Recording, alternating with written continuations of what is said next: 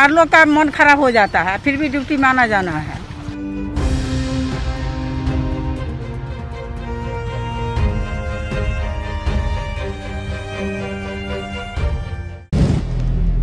अगर आप भी लेना चाहते हैं देश दुनिया की तमाम जानकारी तो आज ही सब्सक्राइब करें हमारे चैनल को। साथ ही नीचे दिए बेल आइकन को जरूर दबाएं ताकि हर अपडेट आप तक पहुंच सके। नमस्कार, व्यवस्था न्यूज नेटवर्क पर आप सभी का स्वागत है। देश में कोरोना संक्रमण की स्थिति में लगातार सुधार आ रहा है और पिछले 24 घंटे की बात करें तो 2,57,000 नए संक्रमण के मामले सामने आए हैं। और अगर आप इस तरीके से देखें तो लगातार ये छठा दिन है जब 3 लाख से कम मामले एक दिन में सामने आए हैं। हालांकि मृत्यु दर अभी भी चिंता का विषय बनी हुई है, क्योंकि पिछले 24 घंटे की बात करें तो 4,194 और लोगों की मृत्यु हो गई है। और इन 4,194 में अकेले महाराष्ट्र से 1,200 से ज्यादा लोग शामिल हैं।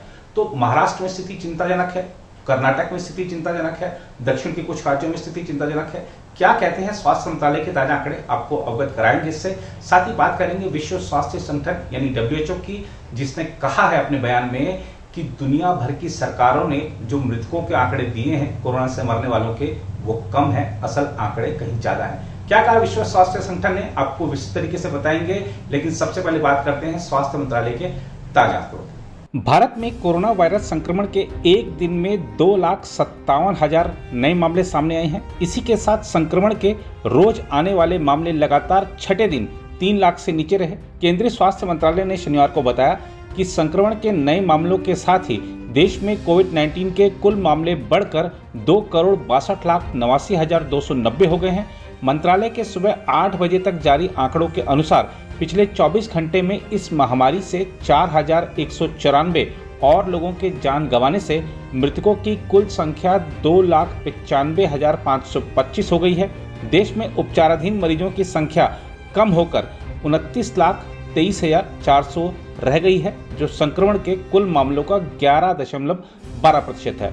राष्ट्रीय स्तर पर कोविड-19 से स्वस्थ होने वाले मरीजों की दर 87.76% है। देश में जिन 4,194 और लोगों की मौत पिछले 24 घंटे में हुई है, उनमें से 1,263 की महाराष्ट्र, 467 की तमिलनाडु, 353 की कर्नाटक, 252 की दिल्ली, 172 की उत्तर प्रदेश और पंजाब, 159 की पश्चिम बंगाल, 142 की केरल, 129 की राजस्थान, 116 की उत्तराखंड, 112 की हरियाणा, 104 की आंध्र प्रदेश तथा 96 लोगों की मौत छत्तीसगढ़ में हुई। इस बीच विश्व स्वास्थ्य संगठन ने कहा है कि 2020 में दुनिया भर में कोविड-19 से कम 30 लाख लोगों की मौत होने का अनुमान है, जो मृतकों के 18 लाख के आधिकारिक आंकड़े से लगभग दोगुनी से ज़्यादा अधिक है। संगठन ने कहा है कि प्रत्यक्ष या परोक्ष रूप से कोरोना वायरस से जान गंवाने वालों की संख्या बहुत कम बताई गई है।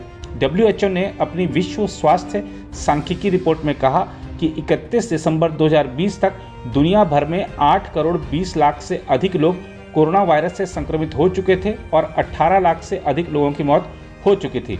लेकिन प्रारंभिक अनुमान के अनुसार वर्ष 2020 में कोविड-19 से प्रत्यक्ष या अप्रत्यक्ष रूप से कम 30 लाख लोगों की मौत हुई, जो देशों द्वारा विश्व स्वास्थ्य संगठन को बताई गई आधिकारिक संख्या से 12 लाख अधिक है। रिपोर्ट में कहा गया है कि विश्व स्वास्थ्य संगठन को कोविड-19 मृतकों की ताज़ा संख्या 33 लाख बताई गई है।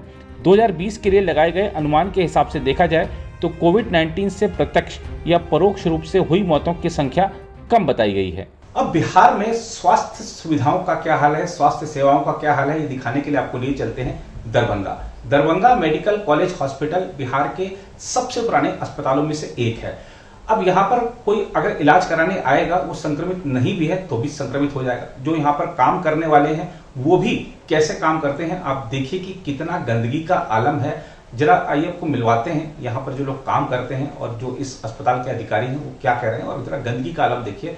क्या यही नीतीश कुमार की जो सरकार है उसकी तरफ से प्रदान की जा रही स्वास्थ्य सेवाएं?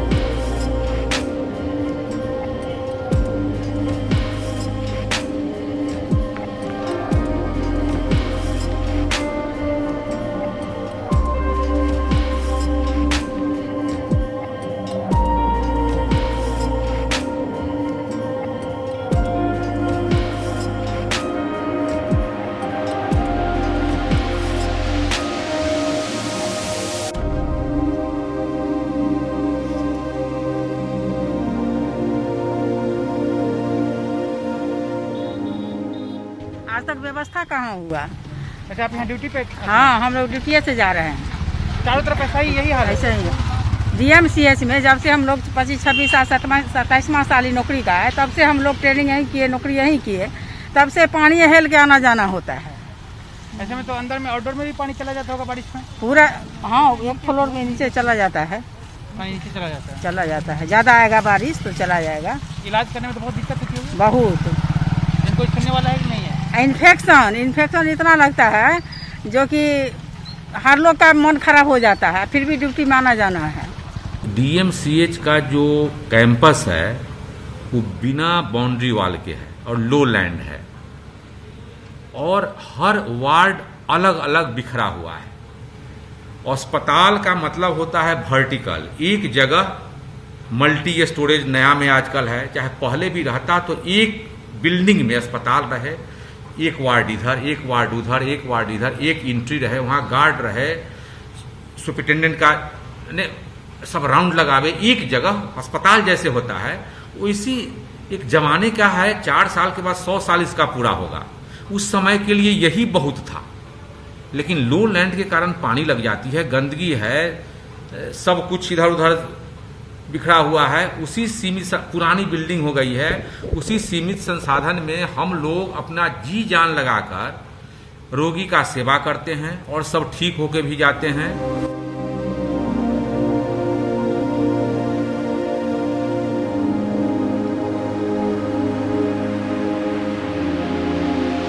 देश में ब्लैक फंगस के मामले भी लगातार बढ़ रहे हैं। इसके बारे में डॉक्टर लगातार जागरूकता अभियान चला रहे हैं। तमाम तरह की जो क्या क्या सावधानियां बरतनी है वो बता रहे हैं। ब्लैक फंगस किन कारणों से हो रहा है वो बता रहे हैं। आइए को मिलवाते हैं कुछ वरिष्ठ डॉक्टरों से जो बता रहे हैं ब्लैक फंगस से कैसे सावधान रहें और इससे कैसे बचाव करें। कोरोना वायरस के मरीजों में ब्लैक फंगस नाम की बीमारी काफ़ी मात्रा में देखने को मिल रही है। ये बीमारी काफ़ी सीरियस और जानलेवा सिद्ध हो सकती है अगर इसको टाइमली डायग्नोज ना करें। और दूसरा, जो कोरोना पेशेंट हैं वो प्रिकॉशन ना लें, स्पेशली डायबिटिक कोरोना पेशेंट। अगर वो प्रिकॉशन नहीं लेंगे और अगर उनको कोरोना से बचाने के लिए स्टेरॉयड दिए जा रहे हैं और उनकी डायबिटीज़ कंट्रोल में नहीं है, तो ये बीमारी उनमें होने के चांसेस काफ़ी बढ़ जाते हैं। म्यूकरमाइकोसिस जो है वो कोविड के साथ थोड़ा ज़्यादा फैल रहा है और इससे ये डर बैठ गया है कि शायद ये बहुत प्रचलित है। पहली बात तो मैं ये कहना चाहूँगा कि ये प्रचलित नहीं है, बहुत रेयर है, कोविड के बाद कभी कभार ही होता है। पर हाँ, कुछ रिस्क फैक्टर्स होते हैं जिसमें कि आपको थोड़ा सा ख्याल रखना चाहिए। ये रिस्क फैक्टर्स क्या हैं? कुछ तो कोविड से ही इम्यूनिटी कम हो जाती है, वही थोड़ा रिस्क फैक्टर है, पर इतना बड़ा नहीं है। अगर आपका ब्लड शुगर ठीक नहीं है तो ये बड़ा मेजर रिस्क फैक्टर है। ब्लड शुगर, अगर आपकी डायबिटीज़ पहले है तो कोविड से बहुत बार बिगड़ जाता है, कई बार कोविड से नया डायबिटीज़ भी बन जाता है। इसलिए अगर आपको कोविड का इन्फेक्शन हुआ है तो डायबिटीज़ के लिए या शुगर के लिए एक आध बार चेक कर लेना चाहिए। और तीसरा रिस्क फैक्टर ये है कि अगर किसी ने स्टेरॉयड लेने पड़े हैं कोविड के टाइम में तो उससे जो है ये बीमारी का प्रचलन फिर बढ़ जाता है। तो ज़्यादातर मरीज़ों में तो ये तीनों सारी बातें होती हैं, तभी ये चीज़ आती है। बीमारी का इलाज हो जाता है, स्पेशली अगर टाइम से पकड़ ली जाए, और टाइम से पकड़ने के लिए जब नोज़ की स्टेज में हो तभी इसका पकड़ आ जाए तो ठीक रहता है। बीमारी बाद में फैल के आँख में भी जा सकती है, आगे भी जा सकती है, पर नोज़ में अगर पकड़ में आ जाए तो बहुत अच्छे से ट्रीटमेंट हो जाता है।